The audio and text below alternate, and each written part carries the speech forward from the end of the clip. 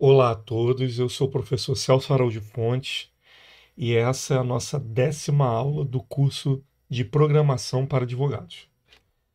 Bem, na última aula nós começamos a estudar o módulo Requests, um módulo muito famoso do Python. Salvo engano, o módulo mais baixado, por assim dizer, do Bom dia, Wallace, daquele repositório de pacotes do Python lá, o Pipe. É, nós vimos que a ideia do módulo request é poder abstrair algumas algumas complexidades que envolvem o próprio protocolo HTTP, certo? E é com ele, sim, no frigir dos ovos, né? É com ele que nós vamos fazer as nossas requisições para poder buscar determinados recursos e informações na internet. Então, assim, por mais que ele tenha um monte de recurso, HTTP possa ser um pouco complexo para quem está vendo agora pela primeira vez, né? Antes HTTP podia ser só alguma coisa no endereço lá em cima, agora está vendo como é que funciona. Bom dia, Júlio Santos. No final das contas, é, nós vamos utilizar o HTTP, o request em si, com HTTP, para poder ou acessar uma API e pegar uma informação, por exemplo, pegar o índice IPCA de um determinado mês ou de uma faixa de meses, ou até de anos, não importa, ou acessar, usar o request para poder baixar o HTML de um site, por exemplo, de é,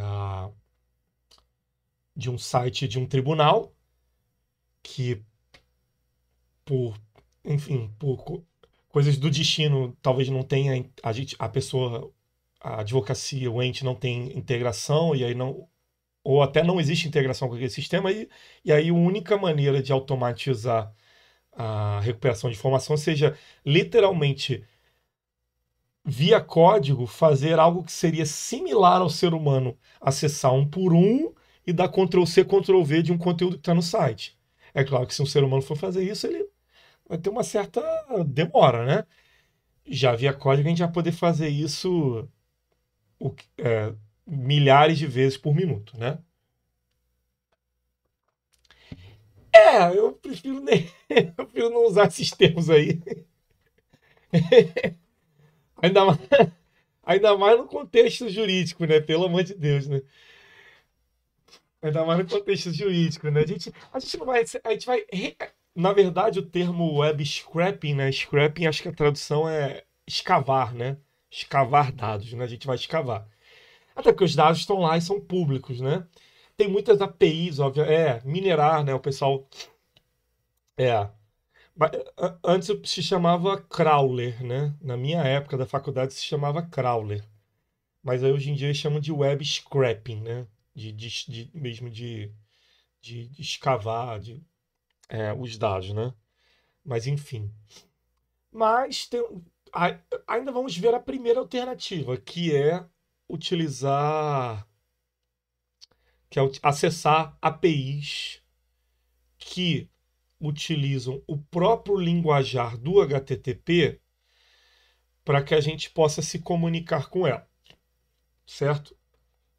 Nós vimos, por exemplo, que o HTTP tem a questão dos status de código, né? A gente viu lá o 200, 301, 404, o pessoal tem tanto meme, o erro 500. Vimos como é que funciona tanto o pacote de ida como o pacote de volta, né? Isso é importante por quê? Porque olha só, quando a gente começa a tratar de informações que estão informações remotas, nem tudo são flores, tá? A internet pode cair, o servidor do outro lado pode cair. São mil e uma possibilidades. Então, é por isso que tem todas essas nuances, né? De status de código, de cabeçalho, de conteúdo que o cabeçalho vai e volta e por aí vai. Mostrei para vocês também que o HTTP não é só o GET, tem a questão do POST para enviar dados. E E o post, maioria das vezes na internet, acaba sendo usado assim, para o usuário comum na questão do formulário.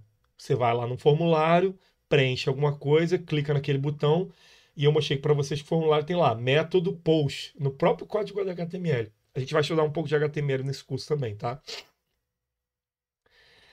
Porém, o método post vai acabar também sendo usado por uma coisa chamada REST, um padrão que usa o HTTP para poder estabelecer maneiras, na verdade, de uma aplicação cliente conversar com uma aplicação servidor. A gente viu também o query string, como é que funciona. E aí é o que a gente vai começar o assunto de hoje, tá? Então vamos lá. O que seria uma API, uma interface de programação? Até tampando aqui um pouquinho, vou diminuir um pouquinho o chat aqui. Uma API é um conjunto de definições e protocolos utilizados no desenvolvimento e na integração de aplicações. É um termo muito abrangente, tá? Na computação, na ciência da computação. Ele é um termo muito abrangente, assim. Então, quando é muito abrangente, acaba sendo genérico. Mas a ideia é o seguinte: por exemplo, não sei se alguém aqui fez o curso. Não sei se alguém aqui fez o curso de MNI comigo, né? Então, qual a ideia do MNI, né? O Modelo Nacional de Interoperabilidade? É definir uma API, isso é um conjunto de definições. Você ter um conjunto de definições e protocolo também. No caso, o protocolo usado no MNI é o protocolo SOAP, tá? E quais são as definições lá do MNI? Isso quando a gente diz interface, não é tela para usar mouse. Interface por exemplo, se eu fosse tentar traduzir para a área de vocês, né? A interface entre o cidadão comum e o judiciário o cidadão comum a priori ele não vai direto no judiciário. A interface entre ele e o judiciário é o advogado, né? O advogado, ele que vai intermediar, por assim dizer, né? A, a, a comunicação entre o cidadão comum e o judiciário. Da mesma maneira, e aí, enfim, essa interface, né, que o advogado vai usar tem todos todo um conjunto de definições. Ele vai entrar com uma petição inicial, ele pode talvez entrar com algum outro tipo de recurso jurídico. E essas definições estão lá, foram inclusive atualizadas no CPC 2015, né? Uma API, por exemplo, para você conversar com o judiciário via programação, é o MNI. Aí lá você tem consultar processo, entregar manifestação, são métodos. Métodos mesmo, igual orientação objeto, né? Então a API, ela tem essa ideia. Você tem um serviço, ou uma classe, ou um código de programação, e você tem um conjunto de definições para você conseguir, através de um outro programa, acessar aquele programa. E aí você fazer uma chamada nele e você ter uma resposta. Lá no MNI, por exemplo, você faz a entrega de manifestação, se dá tudo certo, ele traz como resposta para você o quê? O protocolo, né? O recibo da protocolização, certo? Então, esse é um exemplo de API. A API, no caso, seria a API MNI. Você tem milhares de APIs disponíveis na internet. Alguns são abertos e gratuitos para todo mundo, outros não, e exigem algum tipo de autenticação, igual o próprio MNI. Não é qualquer um que vai lá e usa o MNI e faz uma entrega de manifestação. Você tem que ter lá o ID consultante, senha consultante, entendeu? Da mesma maneira que você também. Deixa eu fechar a porta. telefone tá tocando. Hoje é um dia que meu telefone vai tocar bastante. Quem sabe, quem me conhece sabe por que hoje vai tocar bastante meu celular. Felizmente, né? Felizmente. Enfim. é, E aí, outras APIs você precisa até pagar, né? Normal, por exemplo, a API do Google Maps, né? Para você usar o Google Maps. No início, né? Eu lembro que no início era uma maravilha, era de graça e tal. Hoje não, você tem que pagar. E muitas delas também têm limites de requisições que você pode fazer. Isso aí você tem que prestar bastante atenção, tá? Porque para você não correr o risco de você abusar e aí o seu IP ser bloqueado por um dia ou por uma semana daquele serviço. É comum acontecer isso, tá? Nesse curso a gente vai, na aula de hoje, de forma específica, a gente vai ver muitas APIs que usam um padrão chamado REST. No curso de MNI, o MNI usa um padrão chamado SOAP. Então a gente estudou bastante SOAP nesse curso. Mas agora a gente vai ver o REST. O REST é uma sigla que significa Representational State Transfer, tá? Que em português é transferência de estado representacional. Essa arquitetura foi feita na época, nos inícios dos anos 2000, por um cientista da computação chamado Roy Fielding. A ideia do REST é utilizar as próprias definições do HTTP para que a gente possa ter uma integração entre um cliente e um servidor. Então, a gente vai perceber, por exemplo, que a gente vai fazer, quando a gente fizer um GET para um API REST, significa que a gente quer recuperar um recurso ou um conjunto de recursos. Quando a gente fizer um POST, é que a gente quer enviar, como se fosse um inserir. Quando a gente fizer o delete, é como se fosse o deletar. E quando a gente fizer o put ou paste, vai ser como se fosse o editar. Quem já é programador vai ver que isso, na verdade, é o bom e velho CRUD. É uma outra sigla também muito usada na programação. Que é, assim, abrindo parênteses, a maioria dos sisteminhas do dia a dia, eles têm esse conceito de CRUD. O que é o CRUD? Eu tenho uma tela para cadastrar, eu tenho uma tela para editar, eu tenho uma tela para apagar e eu tenho uma tela para poder listar, pesquisar. Então, assim, esse CRUD acaba sendo uma coisa repetitiva que tem na maioria dos sistemas do dia a dia mesmo, sabe? Para o PGED e tal, você tem lá uma tela para inserir, sei lá, inserir nova solicitação, editar uma solicitação, remover uma solicitação ou listar as solicitações. PA também, formar um novo PA. Então, essa coisa repetitiva acaba sendo CRUD, que tem isso desde os tempos mais primórdios no HTTP. E o REST só reaproveita essa lógica. O REST, diferente do SOAP, o SOAP ele é amarrado com XML. O REST não. A priori é que poderia ser usado com qualquer linguagem. Mas, entretanto, todavia, 99,99% dos serviços REST utilizam o JSON, que eu já comentei na aula sobre o JSON, que é o JavaScript Object Notation, uma notação JavaScript que hoje em dia, de forma assim, sem menor dúvida, é o formato mais utilizado para integrações na internet. Então, pensa em integração na internet, você pensa em JSON. Ele é muito utilizado. E muitas dessas APIs acabam utilizando autenticação e como eu falei, né, limite de requisição por dia. E durante o passar dos anos foram até sendo criados tipos de autenticação exclusivas para JSON, tá? Vai ser agora, tá? Na verdade, vocês já sabem JSON, sem querer querendo. Por quê? Porque a anotação do dicionário e do array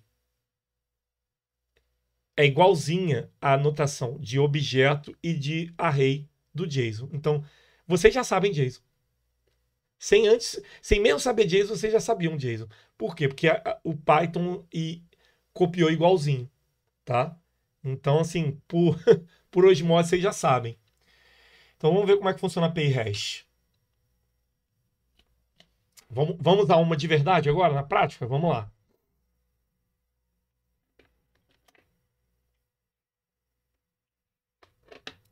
Gente, eu vou abrir o jogo com vocês. Hoje é meu aniversário, tá? Por isso que vai tocar o celular bastante hoje, entendeu? Obrigado.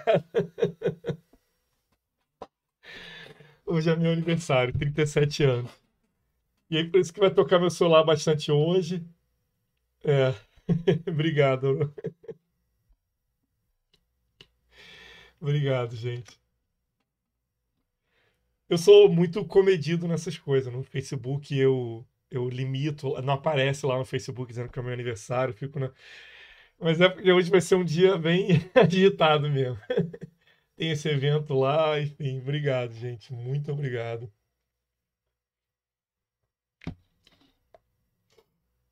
Eu não sei, mas eu vou tentar ver se eu consigo almoçar com meus colegas hoje lá, entendeu? No centro.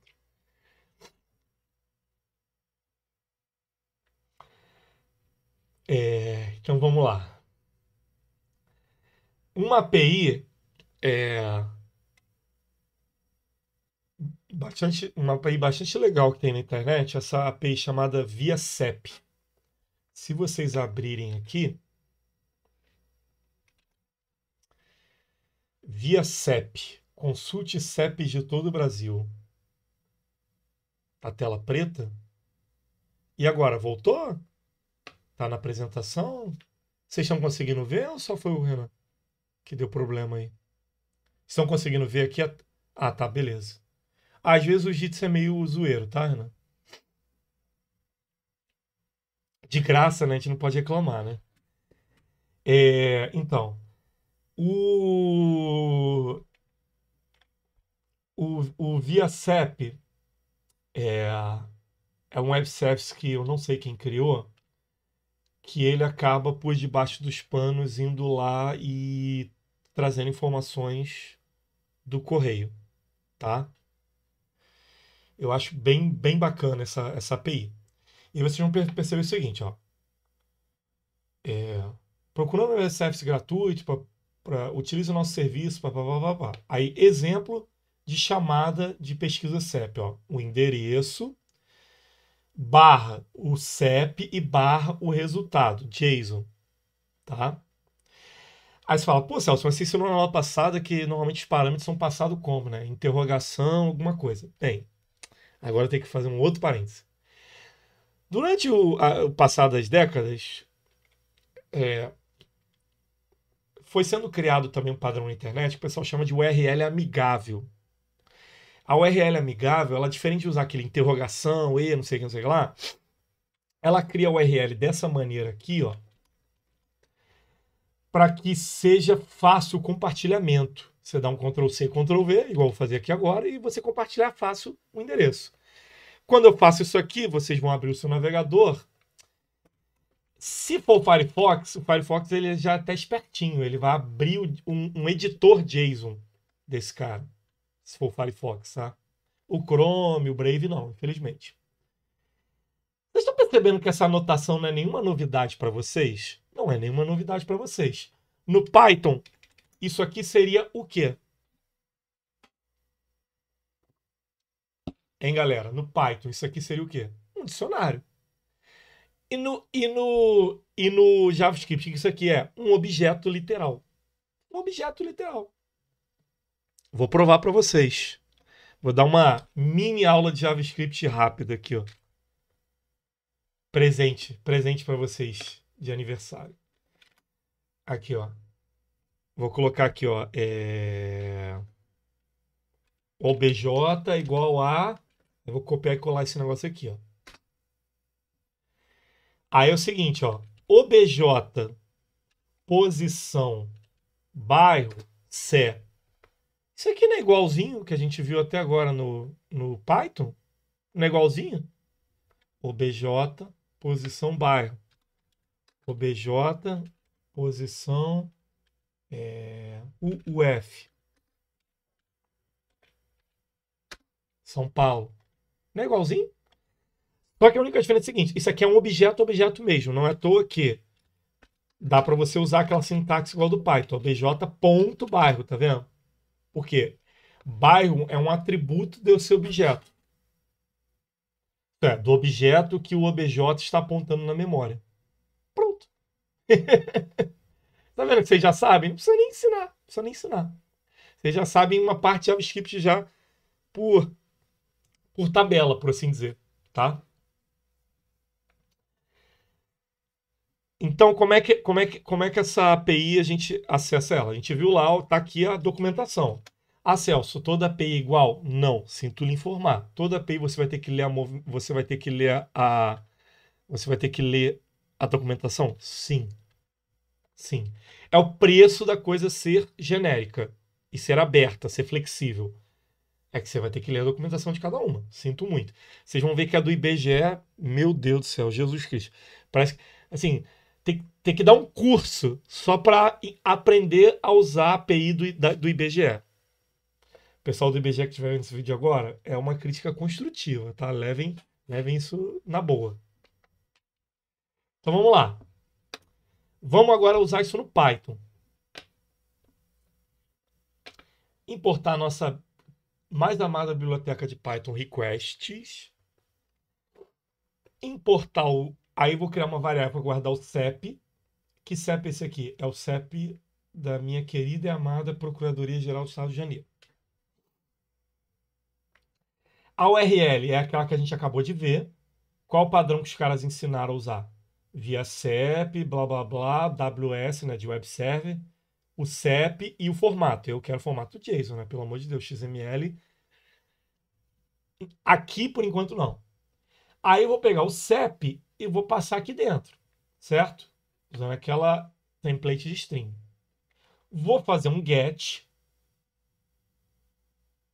E vou até mostrar o content type, para mostrar para vocês que é JSON, para testar se é JSON mesmo. E vou usar, dessa vez, ao invés... Eu vou até mostrar primeiro, fazendo assim, ó. Vou mostrar para vocês primeiro. O que a gente tinha feito até esse presente momento? A gente tinha feito assim, response.text, né? Para pegar o conteúdo literal, por exemplo, se fosse um HTML. A gente rodar aqui, ó. Ó, esse aqui foi o primeiro print de cima, para mostrar para vocês que está vindo um JSON e está sendo um JSON TF8. Olha o TF8 aqui, ó, lindo e maravilhoso. Por quê, né? Pô, esse aqui é brasileiro, então vai vir o nome de... própria Sé, né? Veio ali de São Paulo, Sé com acento, né? Se fosse ANSI, ia dar problema. Isso aqui é o quê? Se eu pedir para vir um type, já é um dicionário? Será que isso aqui já é um dicionário? Não, uma string, né?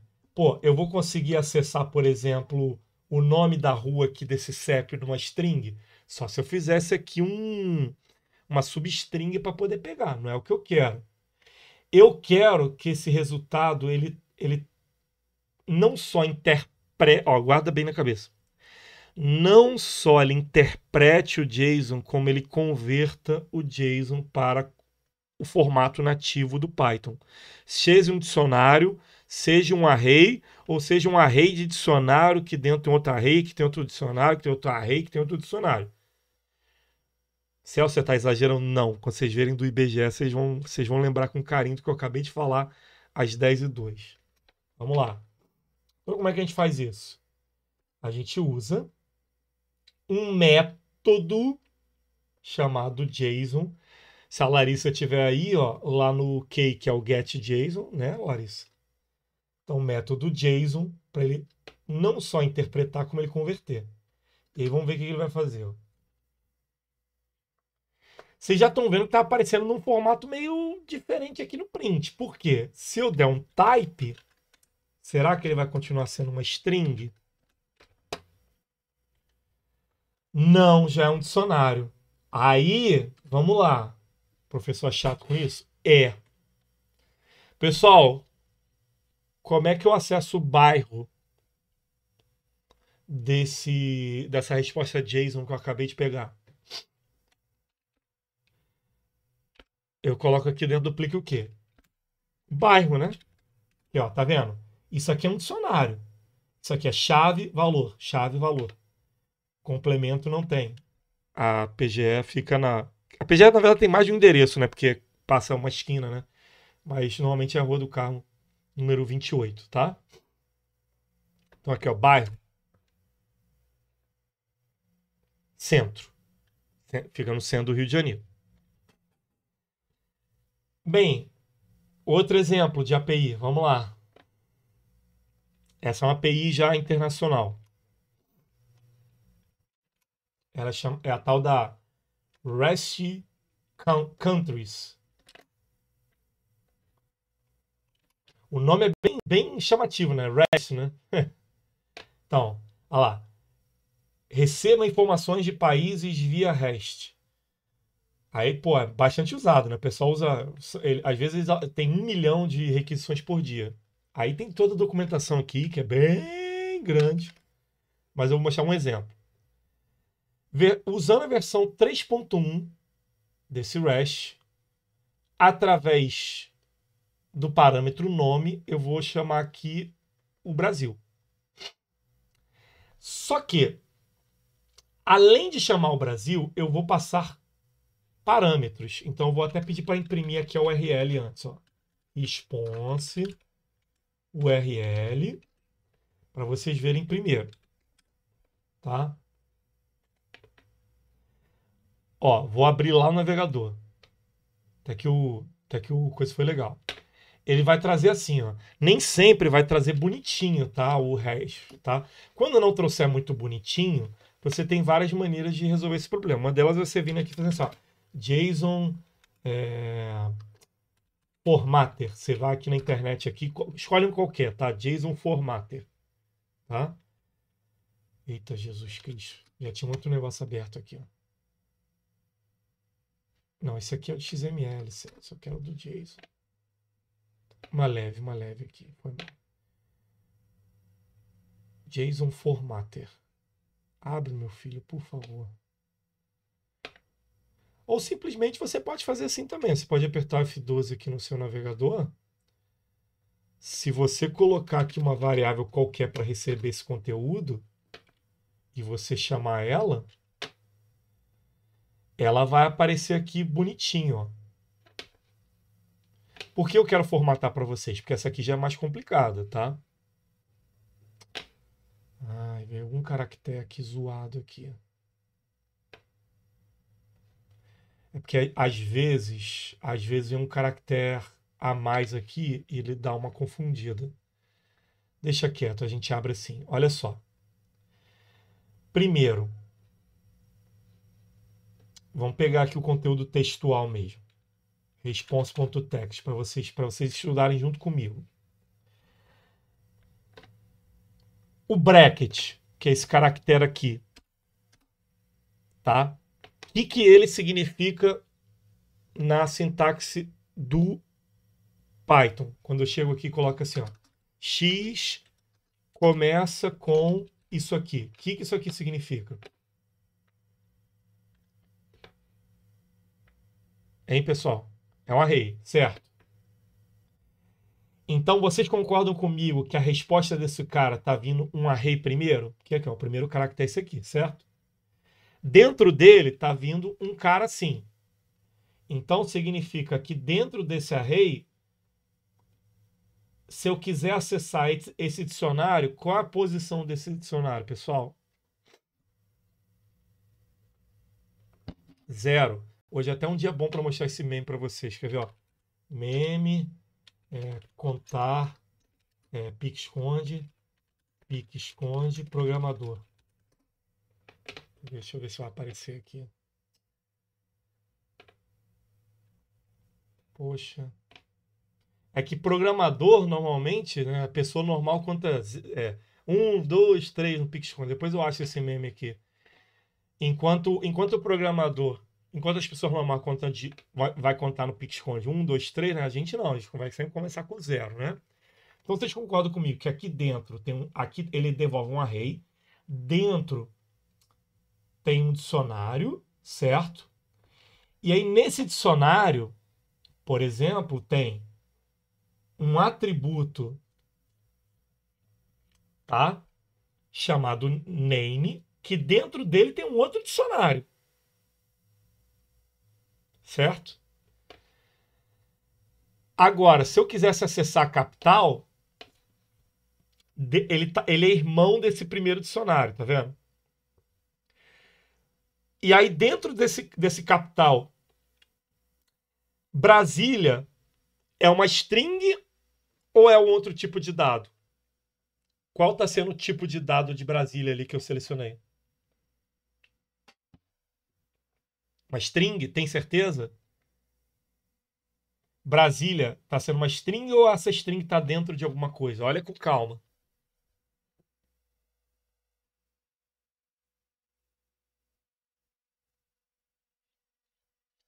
Vou trazer para cá, ó.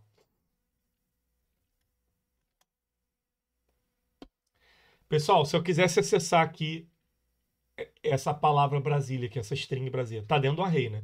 Então seria x, certo? Capital, certo? Posição 0, aí sim eu pego Brasília. E é exatamente o que a gente vai fazer agora, ó. Vou pegar a resposta do JSON, vou acessar a primeira posição, até porque esse array só trouxe uma, vou acessar a capital, vou acessar o array que está como sendo o valor dessa capital, e só tem um. Eu não sei, né? Não sei se tem país que tem mais de uma capital. Por isso que talvez essa API traga em forma de array, tá? Ah, por que não trouxe direto o capital Brasília? Talvez tenham países que tenham mais de uma capital. Eu não sei. Pode ser por causa disso, entendeu? Então, se a gente rodar aqui, tá aqui, ó, Brasília. Como é que eu acessei, ó? Peguei o JSON, posição 0, capital, posição 0. Traduzindo, pessoal, tem que tem que saber navegar no resultado.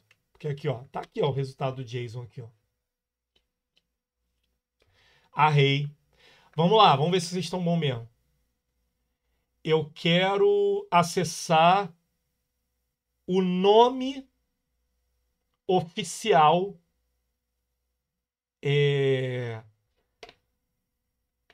no idioma nativo desse país. Como é que eu acesso? Me ajudem aí. Primeiro, qual o primeiro caractere que eu estou vendo aqui? Se eu ficar na dúvida, eu posso fazer isso aqui, ó. Vocês concordam? Tipo.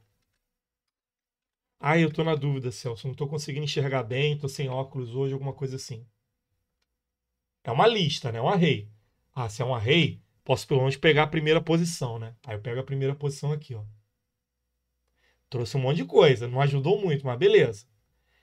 Eu quero acessar o nome nativo desse país. A posição 0 está trazendo o quê? A posição 0 está trazendo o quê? Um dicionário. Aí fala, opa, é um dicionário, posição 0, certo? Um dicionário, é uma posição 0. Esse dicionário, quais são as chaves? Name. E aqui tem uma outra chave chamada native name. Eu tô na dúvida, não consigo enxergar. Posso fazer isso aqui, ó. For. Posso fazer melhor, posso fazer print ponto. Isso aqui eu ensinei para vocês, está lá no slide, ó. Items.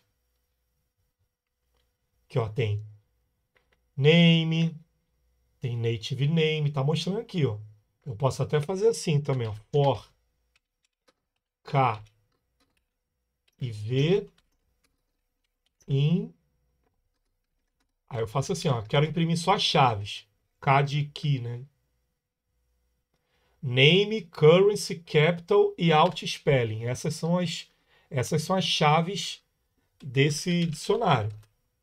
Certo? Name, currency, capital e alt spelling. Vamos lá, tem um colega ali que sugeriu. Ó. Vamos lá, vamos ver aqui. Ó. Posição. O colega ali sugeriu. Ó. Name. Vamos entrar nessa primeira posição aqui. Ó. Name.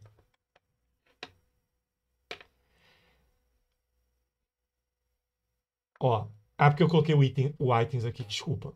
Uma leve aqui, uma leve. Name. Opa, já é um dicionário menorzinho, já ficou melhor. Ele tem uma chave chamada Common, que traz Brasil, Official, que traz isso aqui, e tem um Native Name. Eu acho que o colega ali acertou. Native Name. Vamos fazer o seguinte, vamos até deixar aqui só até o Native Name para a gente fazer um teste. E se eu trocasse aqui Brasil por Sérvia?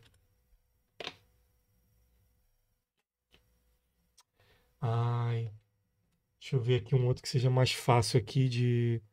O nome seja aqui... Uru. É porque o problema é que o problema é que eu não sei se lá você tem que trazer. É Sérbia, né? Ah, é verdade. Obrigado. Aí, ó. Nome oficial da Sérvia. De sei lá o quê.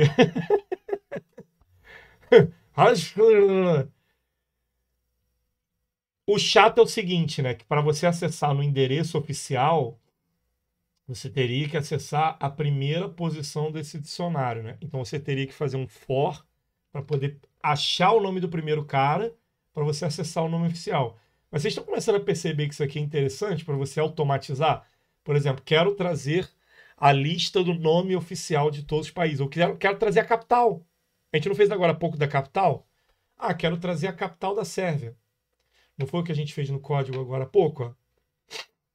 Quero trazer a capital da Sérvia. Belgrado, né? Belgrade. Estão percebendo como é que é interessante você acessar uma API para trazer uma informação? Isso aqui, eu estou pegando uma string só, mas vocês sabem muito bem, poderia ser um CSV com uma lista de todos os países do mundo, e por aí vai. Então, essas são assim, os recursos, as vantagens de poder acessar uma API hash. Tá? E agora, eu vou até pegar mais água. Tá? Deixa eu só ver o próximo slide para ver se... Eu prefiro que a gente comece a ver o Beautiful Soup na próxima aula. Talvez. Talvez. Mas a priori, eu quero mostrar mais uma API para vocês. Essa API aqui, ó. IBGE.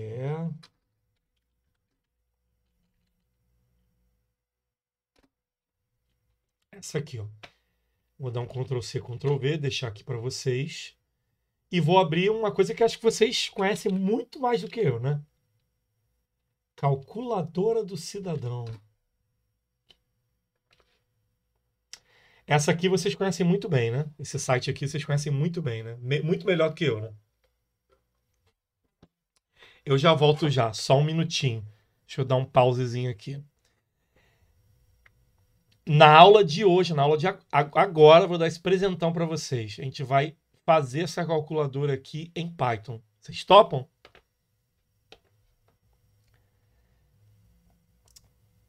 Bora. É isso aí, é isso aí. Vou só dar um pause aqui no coisa aqui e já volto já, só um minutinho. Bem, pessoal, vocês, né, conhecem muito melhor do que eu essa calculadora aqui do Banco Central.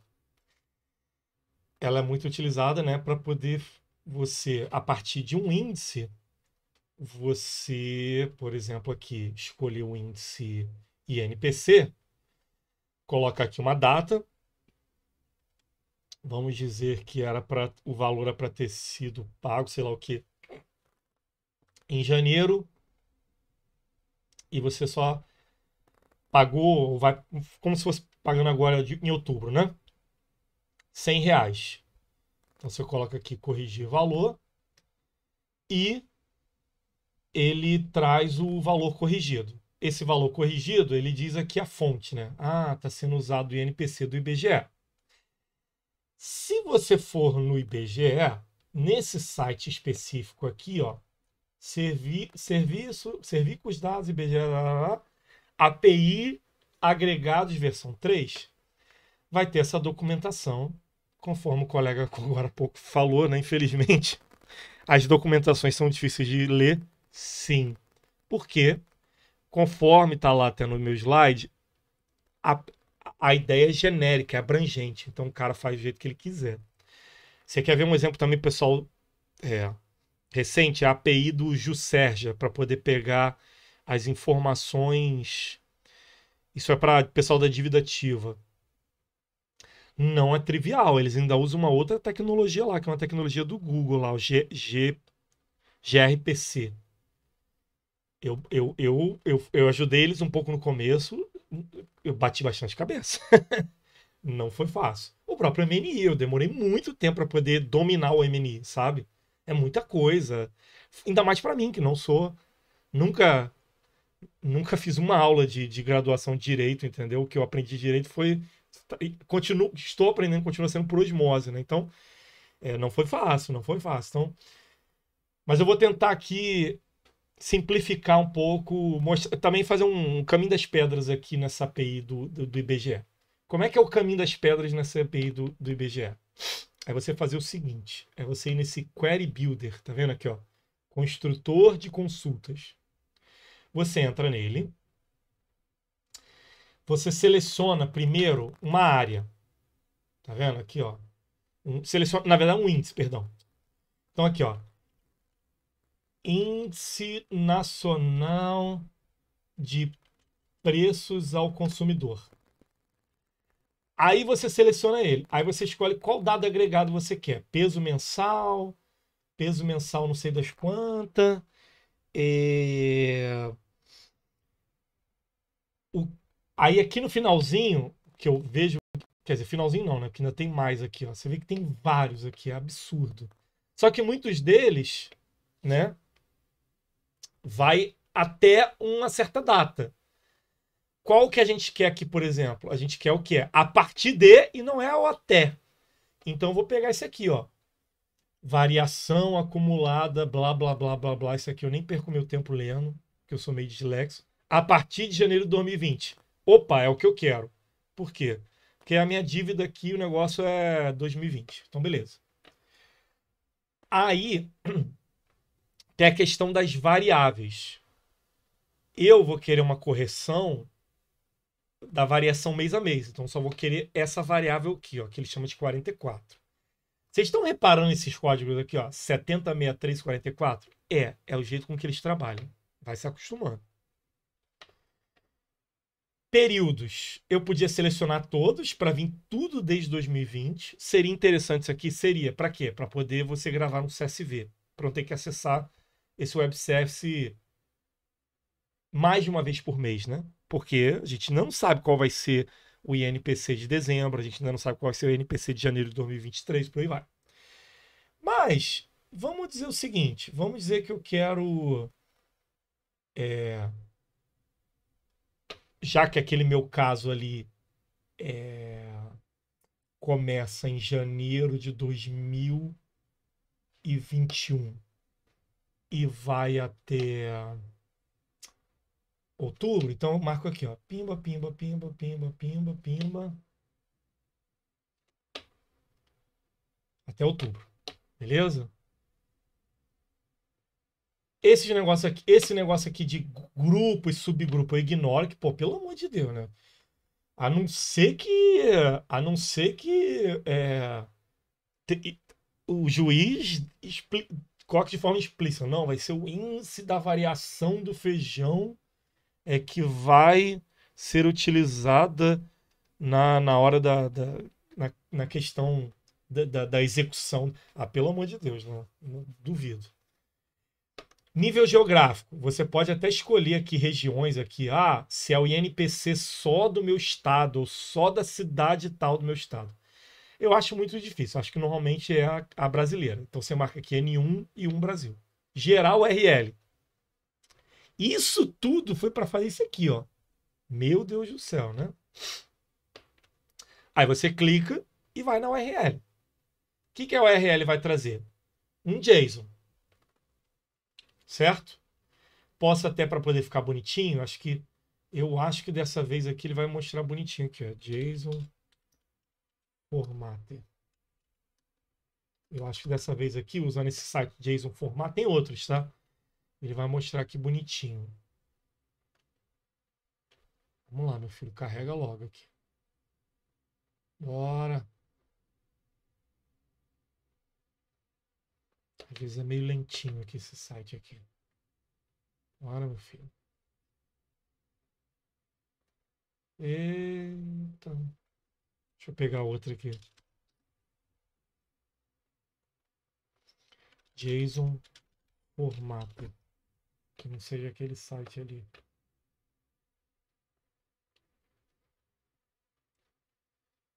Vou pegar uma qualquer aqui só para não. É porque aquele, o que acontece? Ele já estava com aquele código Aqui, ó, pronto. Isso aqui, ó, JSON-formatter.io. Assim fica muito mais digerível, né, pra gente que é ser humano, né? Então, olha só. Olha o que ele trouxe quando eu joguei aquela URL gigante que eu mandei ele montar para mim. Ele trouxe lá, variável, INPC, resultados, ah lá, índice geral, séries. Aí trouxe aqui, dentro de séries, ele trouxe as séries, ó. Janeiro de 2021, tá vendo? Ano, mês, 27. Fevereiro de 2028, de 2021. Eu coloquei 2021, né? Eu dei mole, cara. Dei mole, mas não tem problema não. Isso aqui é só para mostrar o resultado que ele traz para gente. Um array que tem um dicionáriozão. Dentro desse dicionário tem uma chave chamada resultados, que é um array. Dentro desse array tem um outro dicionário que tem duas chaves, classificações e série. Dentro da chave séries tem um array que tem dentro dele um dicionário um dicionário com a chave localidade e série. E dentro da chave série é um dicionário que cada chave é o ano e o mês, o ano e o mês. Traduzindo, é assim que a gente vai pegar as informações da API do IBGE. Vamos lá. Por isso que eu falei que a aula de hoje não tem como entrar no Beautiful Soup, cara. Porque só isso aqui é um curso de como usar isso aqui. Mas vamos lá. Começar a montar nosso código aqui. Do zero. Do zero mesmo. Espero que vocês não se assustem, né? Não tenham se assustado aqui até o momento. Então vamos lá. Primeiro a gente vai precisar do request. E aí eu vou criar uma função, já quero guardar isso dentro de uma função. Essa função ela vai se chamar calcular correção. Celso, você coloca o nome das funções grandes? Sim. E é assim que você pede o pessoal fazendo PGE digital? Também. Por quê? Porque eu gosto das coisas bem descritivas. E eu acho isso uma boa prática, tá? Eu acho isso uma prática de clean code. O cara vai passar o valor, o ano, mês início, ano, mês, início. E vai passar o ano, mês, fim. E ele vai ter que escolher um índice. Um índice que vai ser do IBGE, tá? A gente vai chamar esse módulo de módulo calculadora IBGE. Vamos deixar como default o INPC. Se o cara não passar nada, vai ser o INPC o default. Aí é o seguinte. Obrigado, Yuli. Obrigado. Obrigado. Se você estiver no centro hoje, não estiver de home office, vamos almoçar junto. A gente está marcando aqui com a galera aqui. Deixa eu até olhar o WhatsApp aqui. O pessoal tá querendo que eu pague, né? Pô, sacanagem, né? Pô. Mas beleza, faz parte do jogo. O aniversariante ainda tem que pagar, né? Pô, que navalhada.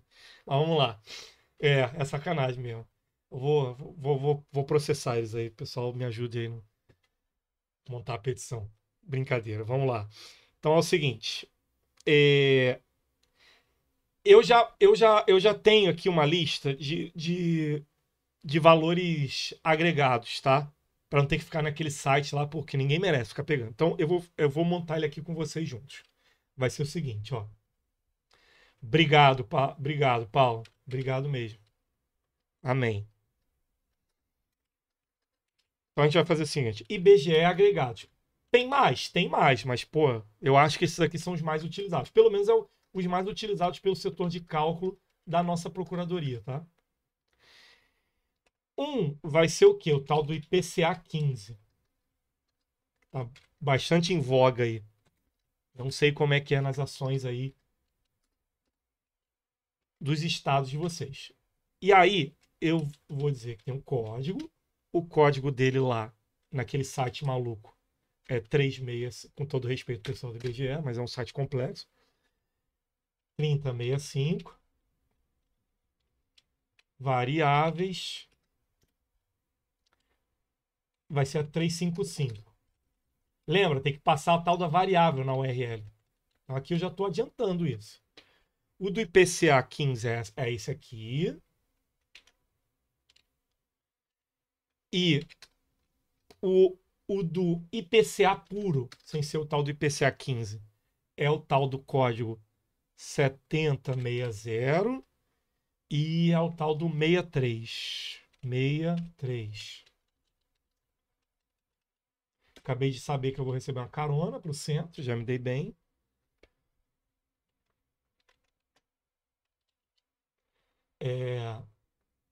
E o INPC, que a gente acabou de ver, lembra? Aquela URL gigante, ó.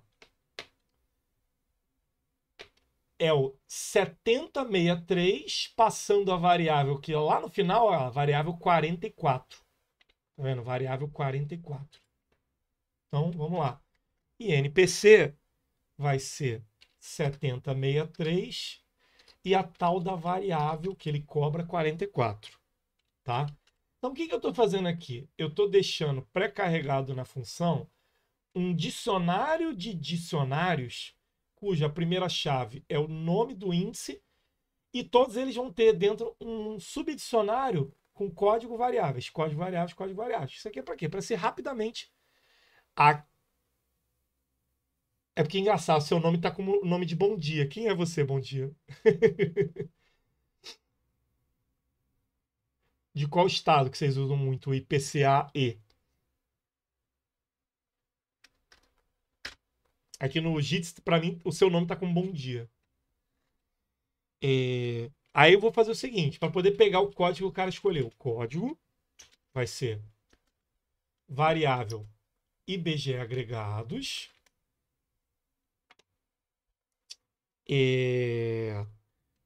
Posição índice. Ah, por que posição índice? Porque é o Silvio da PGRJ. Ah, na CPC é o IPCA-E.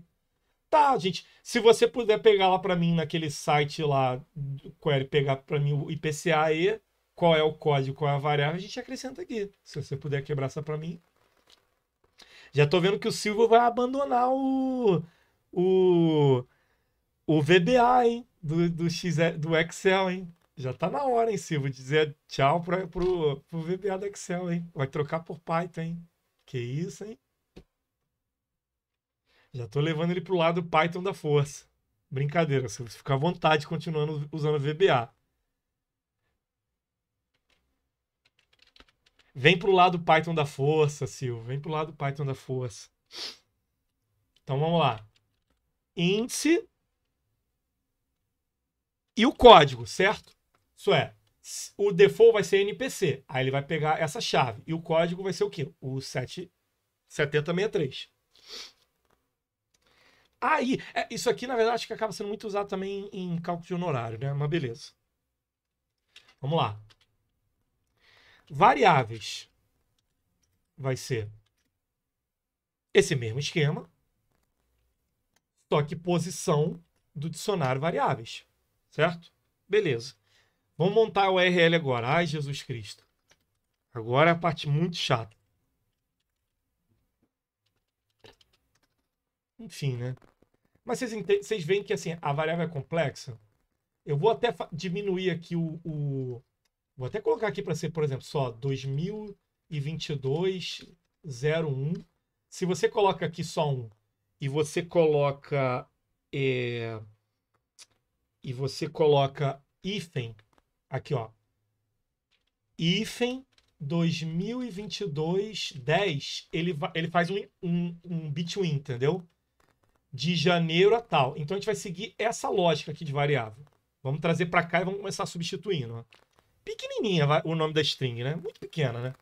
Serviços dados, blá, blá, blá, blá, blá, blá, blá. Aqui vai ser o quê? Aqui vai ser a nossa variável código, que acabamos de montar dinamicamente ali em cima. Blá, blá, blá, blá, blá, blá, o período. Período vai ser o quê? O que o cara vai passar lá em cima. Ele vai passar o quê? Ano, mês, início, ano, mês, fim. Então vai ser ano, mês, início,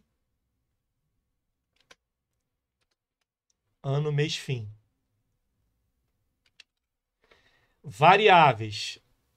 não vai poder ser 44 sempre, né? Vai depender do índice ali.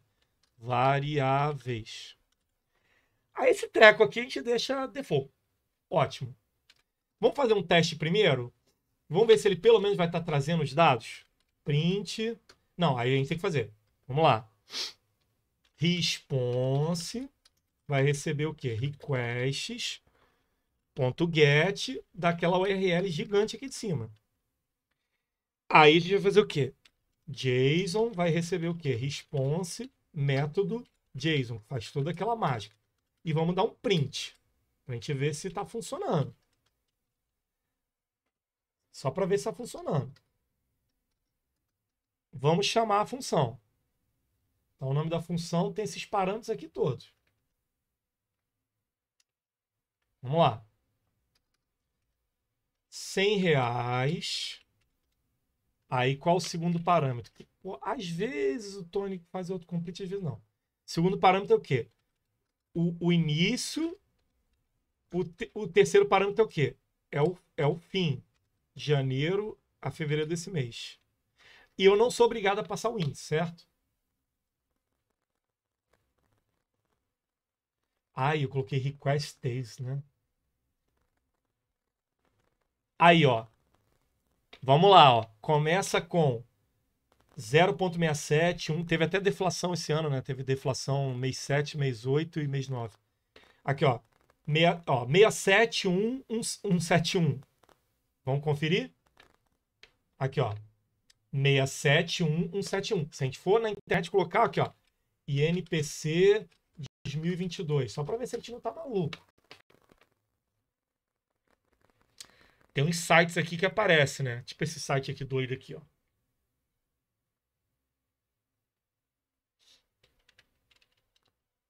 Aí, ó. Deixa eu ver se esse aqui... Ó.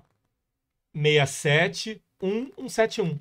Não é os dados que a gente está pegando, ó. 671, 171. Estão pegando dinamicamente via web service.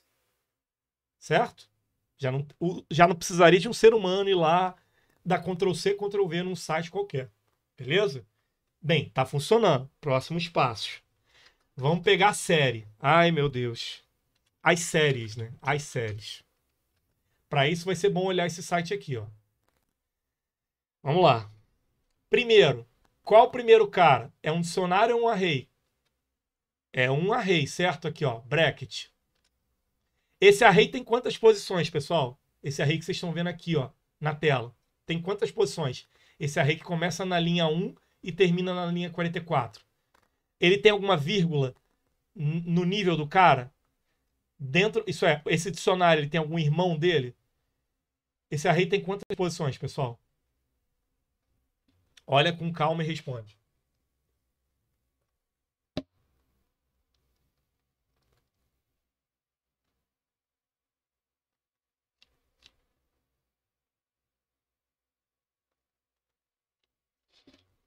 Uma só, né? Aqui, ó. O array é isso aqui, ó. Puft. Ele só tinha um cara dentro. Se tivesse outro, teria aqui, ó, vírgula, qualquer coisa. Mas não tem. Ele só tem uma posição. Então, se ele só tem uma posição, vamos lá. JSON, posição 0. Beleza. Quando eu acessar a posição 0, ele é o quê? Um dicionário. Eu quero essa chave? Quero essa? Não. Eu quero o que está dentro de quê? De resultados. Então, vamos lá. Resultados. Resultados é do tipo o quê? Isso aqui é um bracket. Então, isso aqui é um array. Certo? Um array começa aqui e termina aqui. O primeiro item dele é um dicionário. Então, eu já quero o cara que está dentro do primeiro item dele. O primeiro item dele vai ter o quê? Vai ter, vamos lá, resultados, posição 0. O item de posição 0 é um dicionário que tem classificações e séries. Eu quero que está em classificações? Não, eu quero que está em séries. Então, vamos lá. Séries. Dentro de séries, é um array, que só tem um cara. Então, já pego o primeiro cara. Dentro desse primeiro cara, eu tenho um outro dicionário que tem localidade e série. Eu quero localidade? Não, eu quero série, certo? Eu quero série.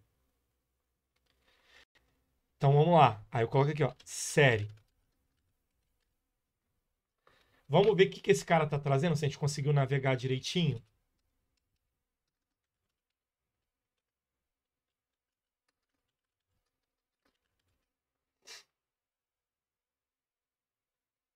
Aí, ó. Janeiro de 2022, 67. Fevereiro, 1, não sei o quê. Aquelas deflações. Já conseguimos. Agora vamos fazer o seguinte, ó. Vamos criar uma variável chamada total, certo? Porque a gente quer fazer uma soma. E vamos fazer o seguinte, ó. Para cada chave e valor dentro de... Porque isso aqui é um array de dicionários ou é um dicionáriozão só?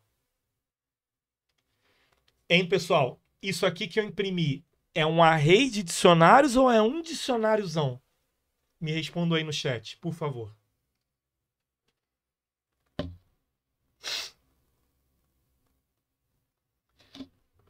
Vocês estão vendo algum bracket aqui? Não, né? É um dicionário, cuja primeira chave se chama 2022-01, a segunda chave 2022. Ah, Celso, mas ficaria muito mais bonito se fosse um array de chaves, ou fosse um array, sei lá. Eu concordo com vocês, mas foi o jeito que o IBGE quis fazer. Então, fazer o quê? Então, vamos lá. Para cada séries itens, né, em inglês, vamos fazer o seguinte, ó. V, porque, ó, chave, valor. O K vai ser a chave e o V vai ser o valor. A gente quer o quê? A gente quer o valor, né? Valor, isso aqui é um texto, tá vendo? Tá entre plique. Eu vou ter que converter. Então, float, V. Valor vai ser o quê? Recebe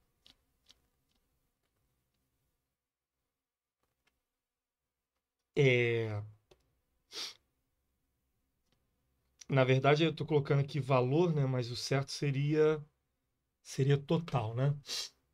Total recebe ele mesmo. Deixa eu ver se está certo, senão eu coloco o valor. Valor. Não tá certo, tem que ser valor mesmo. Essa variável total nem vai fazer. Nem vai fazer sentido, né? Porque a gente está pegando o valor original. O valor está sendo esse aqui, né? O valor que a pessoa vai passar. Não tem sentido a variável total. Não tem sentido. Tá certo. Então vamos lá. Então, corrigindo aqui. Tira a variável total, que não vai precisar, vai ser valor. Qual valor o cara passou? R$100. Vai receber ele mesmo. R$100 dividido por 100. Estou fazendo aquela conta de porcentagem, né? De adição de porcentagem de padaria mesmo. Vezes V. Certo? Aí, no final, eu vou fazer o seguinte. Vou mostrar primeiro para vocês sem fazer o arredondamento e depois fazendo o arredondamento. Valor. Tá? Vou rodar. Não. É porque eu estou dando return, mas esqueci de dar o print, né? Colocar aqui valor corrigido.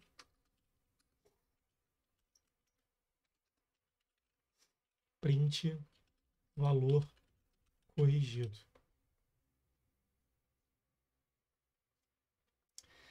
R$104,80. Por quê? Porque olha só, vamos lá. Vamos ver o que eu fui fazendo aqui, ó. Print V. Tá aqui a série histórica, tá vendo? Janeiro foi 67, fevereiro foi 1, março foi 171. Tá igual nesse site aqui que a gente abriu. Ó. Janeiro 67, 1, igualzinho, certo? O pessoal da CPC pode me corrigir se eu estiver errado. Então, qual a conta que eu fiz? Primeiro, eu converti isso para float, porque isso está vindo como texto. Segundo, eu peguei o valor original e somei ele mais aquela porcentagem. Então foi R$ 100 mais 67. Aí lá ficou R$ 100,67. Aí no segundo mês teve 1%. Aí foi mais 1%. Aí já ficou, acho que R$ 101,67. Por aí vai. E por aí vai. Aí foi aumentando. Quer ver, ó? Print valor. Foi aumentando, ó. Começou com 101, depois foi para 103, 104. Aí teve aquelas deflações. Até diminuiu o valor, né? Por causa da deflação. Pá, pá, pá, pá, pá, pá, até que chegou nesse valor aqui. Mas se a gente usa aquela calculadora do cidadão, dá R$ 104,81. Aí o que a gente faz aqui? A gente faz esse pequeno truque. A gente usa uma função chamada round do Python para arredondar o quê? Para 2 casas decimais. E aí, se a gente rodar, R$ 104,81. Vamos ver se está funcionando isso direitinho? Vou escolher outro índice. Tá? Vou escolher o IPCA puro. Mesma coisa.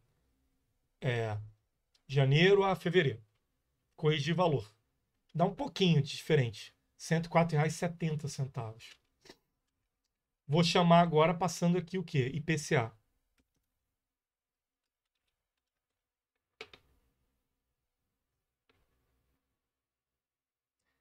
R$ 104,70. Vou mudar aqui a série, só para ver se o problema... Colocar para ser só, sei lá, de... Colocar para ser mais... Mudar o valor. Colocar aqui para ser... R$ 20.000. Vou trocar aqui também. 20... Lembra, a gente pode fazer assim, né? Para ficar agradável. R$ 20.000 usando o IPCA. R$ 20.940,75. R$ 20.940,75. Bateu. E aí, gostaram?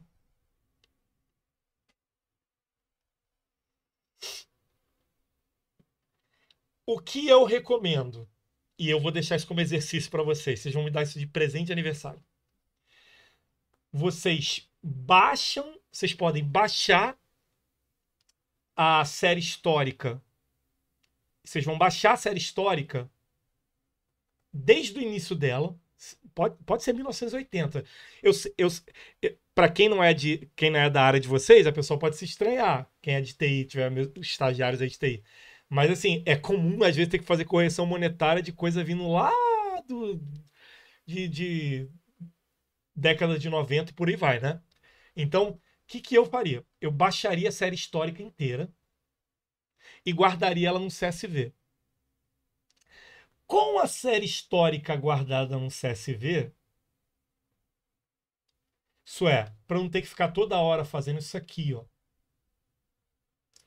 Com a série histórica guardada no CSV, eu quero que vocês voltem lá naquela planilha lá de Astrent e vocês adicionem a correção monetária àqueles valores. Que tal?